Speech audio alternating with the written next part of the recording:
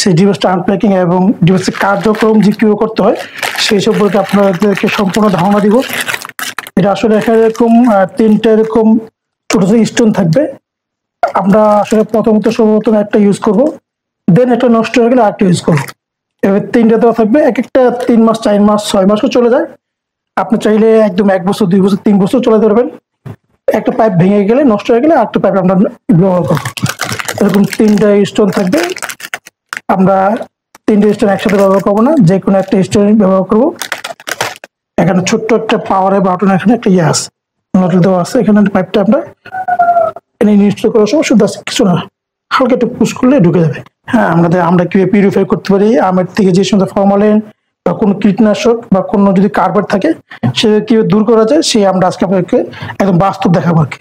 সর্বপ্রথম আমরাকে সম্পূর্ণ একদম এখানে খালি বলে বেঁধে গামলা বেঁধে ঢেলে দিচ্ছি, বাজার থেকে নিয়ে আসলাম।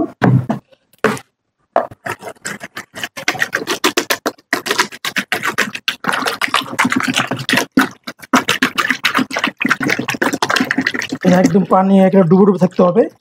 ফলগুলো আমরা শুধু আম না, এখানে আপেল, সবজি, যে সমস্ত ভেজিটেবল, যে সমস্ত সবজিগুলো আমরা খেয়ে থাকি প্রতিদিন, যেগুলো শাকসবজি, মাছ, মাংস, এভাবে একদম সবগুলো একদম সব ডুবে রাখতে হবে, পানির নিচে যেন পড়ে যায়। এটা আমরা আজ থেকে এখানে এটা ছেড়ে দিব, বাস। আর এটা যখন ছাড়বো অবশ্যই একটু খোলামেলা জায়গা থাকতে হবে, কারণ এটা অক্সাইড হওয়ার পরে যখন রাসায়নিক দ্রব্য গেলে একটা অক্সিজেনের মাধ্যমে, এটা এক ধরনের বৈজ্ঞানিক সায়েন্সের সিস্টেম, এটা অটোমেটিক চলে যাবে, বাতাসের সাথে মিশে যাবে। এখানে পাওয়ার বাটন আসছে, দেখতেছেন। তো আমরা যদি ফলের ক্ষেত্রে সর্বোচ্চ 10 মিনিট বা 15 মিনিট, এর বেশি প্রয়োজন নেই। তো আমরা 15 মিনিটের টাইম দিয়ে দেবো এখানে। দেখেন কার্যক্রম শুরু হয়ে গেছে, জাস্ট 15 মিনিট। বুদবুদ করা শুরু করছে, বুদবুদের কারণে আর ভিতরে অটোমেটিক এক ধরনের গ্যাস তৈরি হচ্ছে। গ্যাসের মাধ্যমে এর মধ্যে জীবাণু যে থাকবে, এই জীবাণুগুলো অটোমেটিক সে একদম কিভাবে ফিনিশ করে দিবে আর কি। অটোমেটিক এই যে টাইম কমে আসতেছে, 15 মিনিট দেওয়া ছিল, অটোমেটিক সে বন্ধ হয়ে যাবে। হ্যাঁ,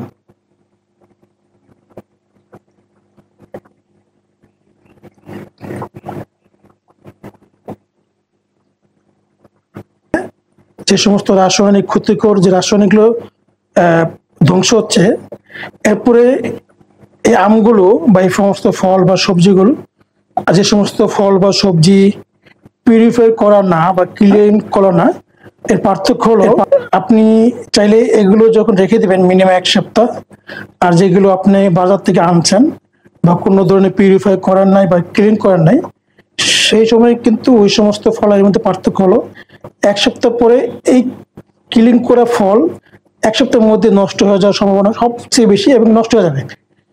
আর যেগুলা বাজার থেকে আনবেন দেখবেন আরো লং টাইম সে থাকতেছে, কারণ ওর মধ্যে ফরমালিন আছে, এই জন্য সে বাজার থেকে আনা এই আমগুলো বা অন্যান্য ফল বা সবজি যেখানে পিউরিফাই হচ্ছে বা ক্লিনিং হচ্ছে, এই জীবাণুগুলো ক্লিন করা ফল আমি যদি 1 সপ্তাহ রেখে দিই কোথাও, আর একদম যে রিফ্রেশ একদম বাজার থেকে তরচাদা আনলাম, দেখতে তরচাদার মতন তাজা, ওগুলো যদি একসাথে রেখে দিই, দেখবেন এই ফলগুলো খুব দ্রুত নষ্ট হয়ে যাচ্ছে।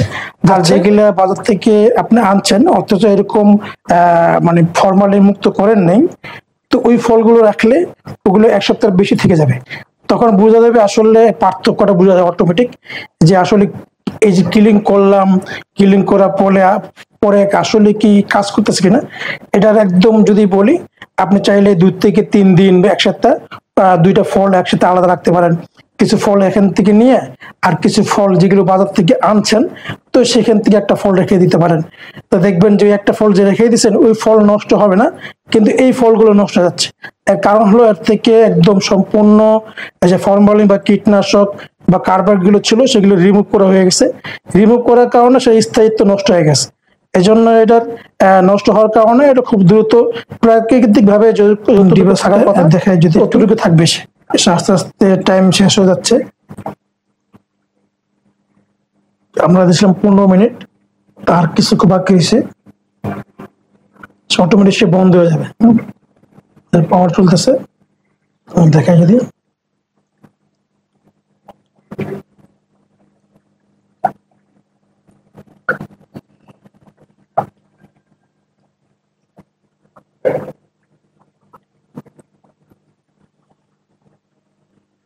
এটা যে কোনো সময় বন্ধ হয়ে যাবে।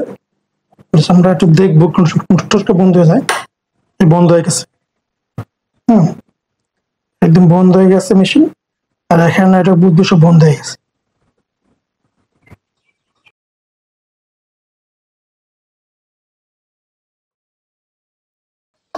ইনশাল্লাহ। তো আমরা এখন বাচ্চাদেরকে খাওয়াইতে পারি। তো এখন এটা উঠে এটা সুইচটা বন্ধ করে দিই, পাওয়ারটা বন্ধ করে দিব আর কি। হ্যাঁ, একদম এটা ন্যাচারাল হয়ে গেছে, একদম বাচ্চাদের জন্য, বয়স্ক, অসুস্থ সবার জন্য একদম পারফেক্ট একটা ফল হয়ে গেছে।